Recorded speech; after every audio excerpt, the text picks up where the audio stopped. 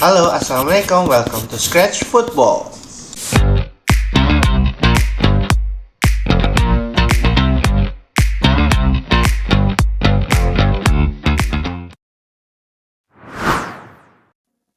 Halo guys, apa kabar semuanya?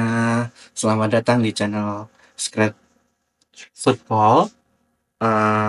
Mudah-mudahan kalian semua sehat-sehat semua dimanapun kalian berada, bapak-bapak, ibu-ibu, adik-adik, tante, om, dan lain sebagainya. Kali ini kita akan membahas, oh iya, sebelumnya selamat untuk timnas U17 yang sudah lolos ke Piala Asia U17 2025 yang akan diselenggarakan di Arab Saudi. Mudah-mudahan bisa menjadi berkah ya kita bermain di Piala Asia. Nah, ini kita akan membicarakan terkait masalah pertandingan terakhir yang paling puncak ya, melawan Australia. Nih sebelumnya nih kita tahu kan netizen kita itu bagaimana ya kan. Netizen kita itu saat ini udah dewasa-dewasa lah. Udah cara berpikirnya udah berbagai macam. Cuman satu hal ya, kemarin itu terjadi hal yang mulai dari menit 60 sampai menit terakhir itu tidak ada serangan yang terjadi. Australia bermain di lapangannya sendiri, passing-passing aja kita hanya menunggu. Nah, ini terkait dengan taktik. Taktik dari Coach Nova ini sudah jelas ya dari awal pertandingan bermain itu kita memang menunggu counter attack ya. Counter attack begitu bola masuk ke bola pertahanan kita, defense kita bergerak lalu kita langsung counter attack. Itu memang taktik kita seperti itu dan memang dilihat kemarin kita juga menunggu gitu loh tanpa adanya pressing pada saat 30 menit terakhir ya. Itu banyak yang orang kecewa di situ. Tapi kita kecewa tapi kita harus bangga loh. Maksudnya kita itu bagian dari taktik satu untuk development pemain itu juga bagus. Bagaimana mengerti taktik yang diberikan oleh pelatih. Nggak gampang loh menunda-nunda serangan, bersabar di belakang untuk ukuran anak umur segitu itu nggak gampang. Tapi kedua tim memperlihatkan itu bahwa dengan kesabaran itu bisa gitu loh. Itu satu. Terus yang kedua, kita ini sering dicurangi guys dengan eh, apa daerah-daerah Timur Tengah sana gitu loh. Bukan hanya Timur Tengah, di ASEAN pun kita juga pernah dicurangi, tapi ini lebih ke eh, yang sering dicurangi saat ini kita di Asia, itu di kancah Asia itu oleh Asia Barat gitu. Nah, ini adalah bagian dari taktik. Ini adalah bagian dari hal yang harus kita lalui untuk kita lolos ke Piala Asia gitu loh. Jadi jangan terlalu menyalahkan lah Coach Nova, menyalahkan pemain-pemain kita yang dengan kata-kata memalukan lah, dengan kata-kata untuk development tidak baik lah. Tapi kan itu harus kita dukung gitu loh. Bagaimanapun itu harus kita dukung gitu. Ini satu cara untuk mencapai ke sana. Tidak ada hal lain dan itu memang disebabkan oleh AFC sendiri yang membuat jadwal ini tidak sama. Harusnya biasanya di pertandingan-pertandingan yang menentukan semacam ini di kualifikasi grup stage seperti ini itu biasanya eh, di konfederasi lain itu selalu mempertandingkan di jam yang sama agar tidak terjadi hal semacam ini. Tapi kan di sini enggak, AFC ini kan enggak, bukan hanya sekali ini aja mereka melakukan ini gitu. Nah, ini adalah hal cerdas yang pertama dilakukan Indonesia di kancah Asia. Gue bangga terus terang, kita harus berbangga hati walaupun bermain negatif football, tapi kita harus berbangga hati bahwa kita bisa lolos dengan cara yang kita balikan ke mereka gitu. Cara mereka kan selama ini kan mencurangi kita kan seperti itu. Sekarang kita balikkan, harus seperti ini, harus punya rasa cerdas ya istilahnya tanda kutip begitu. Uh, jadi kita harus harus bisa untuk beradaptasi dengan cara-cara ini gitu loh. Kalau ingin berkembang ya ke depannya. Tapi ini tergantung situasi dan kondisi gitu. Tergantung bagaimana pelatihnya untuk menginstruksikan, bagaimana untuk walaupun di 30 menit terakhir itu belas tidak ada apa namanya hal-hal yang bisa membuat penyerangan itu terjadi gitu loh. Misalnya pressing kita terhadap Australia, kita counter pressing atau bagaimana itu nggak ada. Tapi ya itu bagian dari taktik gitu loh. Jangan jangan kita menghujat, jangan kita mencaci, memaki. Itu bagian dari taktik dan itu harus kita jalani karena mungkin tidak elok untuk dilihat, tapi di pertandingan-pertandingan lain, di pertandingan-pertandingan yang penting itu kerap kali hal seperti ini terjadi di AFC. Jadi itu bukan salah dari timnya juga, tapi itu memang salah dari pengaturan jadwal, dari AFC-nya sendiri itu bagaimana bereaksi, itu dari pihak sananya. Jadi jangan menyalahkan kita untuk kita berbuat seperti itu gitu. Australia, terus kemudian Indonesia, Vietnam, China, Thailand itu melakukan hal yang sama apabila di dalam posisi yang sama gitu loh. Dan ada pernah Sintayong itu berkata pada saat yang kita tidak lolos Piala AFF tahun berapa ya? 2000 berapa ya? 2020 berapa ya? Lupa saya. Itu pokoknya kalau Vietnam dan Thailand itu seri, kita nggak lolos gitu loh. Nah itu Sintayong sempat bilang bahwa itu pengecut gitu kan, pengecut, tindakan pengecut dan lain sebagainya tidak. Tapi kan beda, ini kan beda beda kondisi dengan kita sekarang gitu. Ini kita beda kondisi gitu loh. Dulu itu kita mengharapkan untuk mereka saling mengalahkan, tapi ternyata enggak kan. Ternyata enggak, ternyata kita yang enggak lolos gitu loh. Nah, itu juga bagian dari taktik sebenarnya. Tapi itu berbeda kondisinya dengan sekarang. Untuk saat ini kita harus berharap untuk lolos dengan kita sudah mengetahui hasil yang Jepang sudah kondisi 3-0 melawan Qatar. Jepang menang, lalu pertandingan-pertandingan lain juga udah selesai. Nah, tinggal kita gitu, bagaimana kita menyikapi, bagaimana kita bereaksi terhadap hasil itu gitu. Jadi sudah cukup saudara-saudaraku untuk mencaci memaki, marilah kita berdoa, marilah kita memberikan selamat kepada timnas U17 yang sudah dengan susah payah lolos ke Piala Asia U17 yang akan berlangsung di Arab Saudi tahun 2025 nanti. Nah, itu untuk buat adik-adik.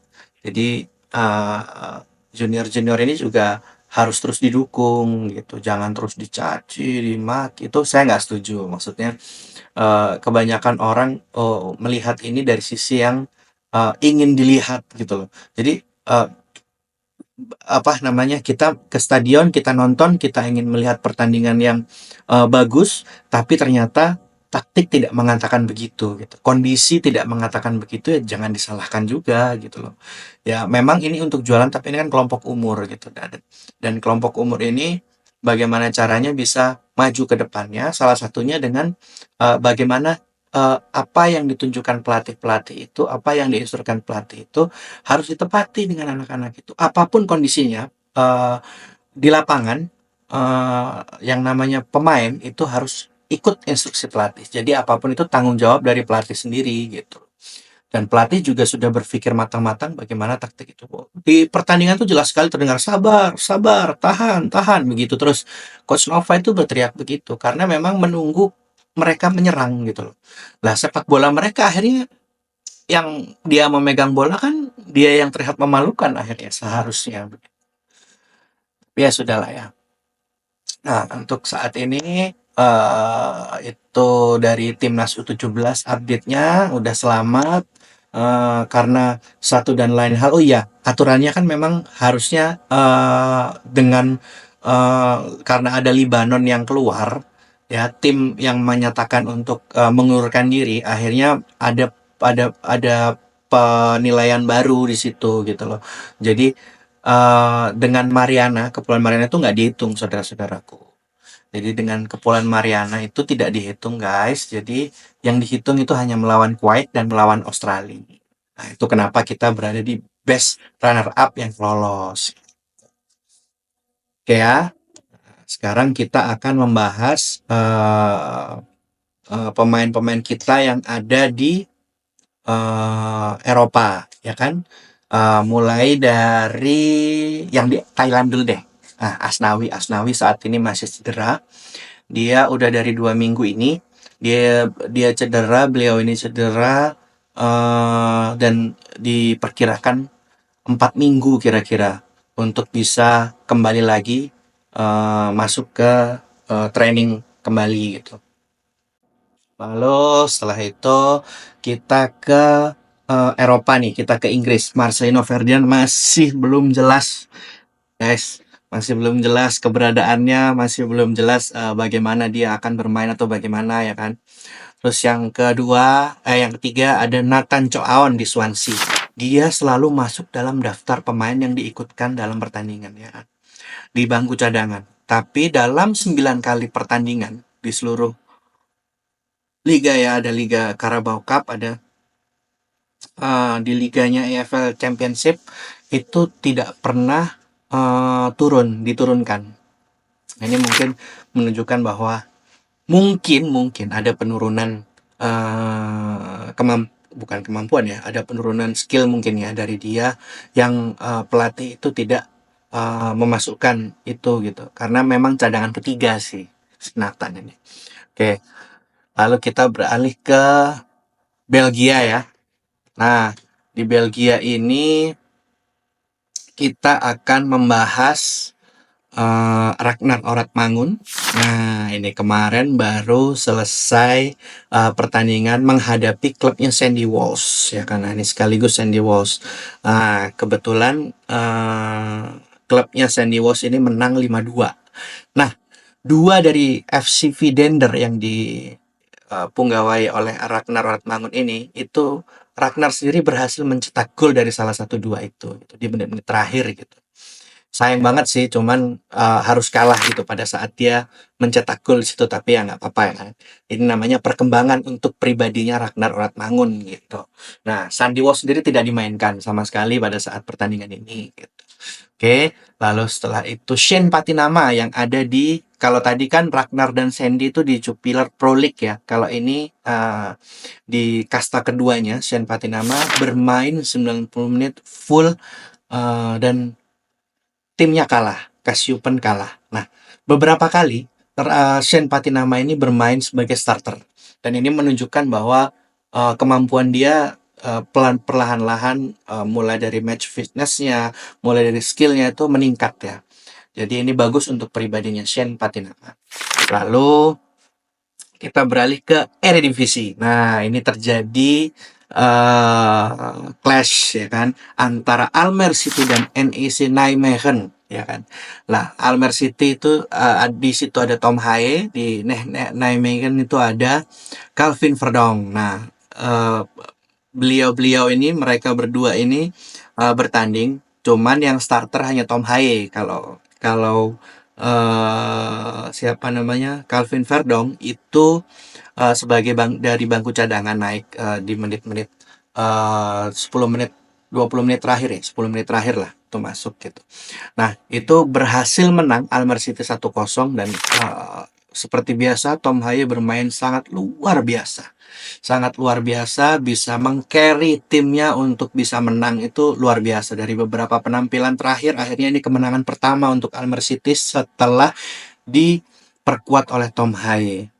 Ya, kita berikan ucapan selamat juga. Oke, lalu Pek Zwolle. Nah, ini Eleanor Renders. Nah, Eleanor Renders bermain dari bangku cadangan, tapi eh, sebelum international break itu Eleanor Renders tidak pernah bermain ya. Dalam 3 pertandingan sebelumnya itu tidak pernah bermain, tapi akhirnya setelah international break itu perlahan-lahan masuk, tapi menit bermainnya semakin banyak semakin banyak. Nah, kemarin lumayan nih, ada 30 menitan lah kira-kira bermain Eleanor Renders, walaupun Pek Zwolle dibantai 5-0 oleh musuhnya ya kan. Lalu ada Miss Hilgers. Nah, ini yang terakhir yang eh, paling oke nih, Miss Hilgers nih. Miss Hilgers, oh ada lagi nanti Jadses ya. Oke, sekarang Miss Hilgers dulu. Miss Hilgers ini kemarin baru pesta gol nih, 20 nih sama melawan Heracles. Baru pesta gol 5-0, dan dia mencetak gol di situ. Miss Hilgers ini gol ketiga kalau nggak salah, dan luar biasa. Begitupun pada saat melawan Lazio, dia tampil prima selama satu 90 menit itu. Uh, dan juga kemarin bersama Twente juga tampil prima juga dan bagus sekali, perkembangannya signifikan ya kan. Oke, bagus untuk perkembangan timnas Indonesia juga. Dan untuk JITSES, nah sekarang kita langsung beralih ke Italia. JITSES dan Venezia akhirnya mencapai hasil seri ya dengan Monza, kemarin bermain 2-2 dan JITSES bermain sangat luar biasa seperti biasa. Bermain 90 menit full JITSES. Jadi gue kira yang temen-temen pemain-pemain timnas Sebrut nih rapotnya ada beberapa ya, ada macam-macam. Dan yang paling sibuk di sini Miss Silgers karena bermain di Europa League dan Liga gitu. Yang lainnya kan hanya Liga saja gitu kan. Dan liganya di masing-masing klubnya. Ya mungkin sementara itu apalagi ya udah ya. Nah, jadi memang segala sesuatunya kembali lagi ke timnas U17 agar tidak mencaci, tidak memaki. Itu adalah sesuai dengan taktik Coach Nova yang luar biasa, maksudnya bisa memahami gitu loh, anak-anaknya tuh bisa sabar gitu. Gue juga heran bisa sabar gitu. Cuman memang eh, ini adalah bagian dari taktik dan kita sudah saatnya seperti ini gitu. Oke deh, terima kasih banyak. Jangan lupa share, subscribe, dan komen. Likes-nya juga jangan lupa. Sampai jumpa lagi. Bye-bye. Assalamualaikum.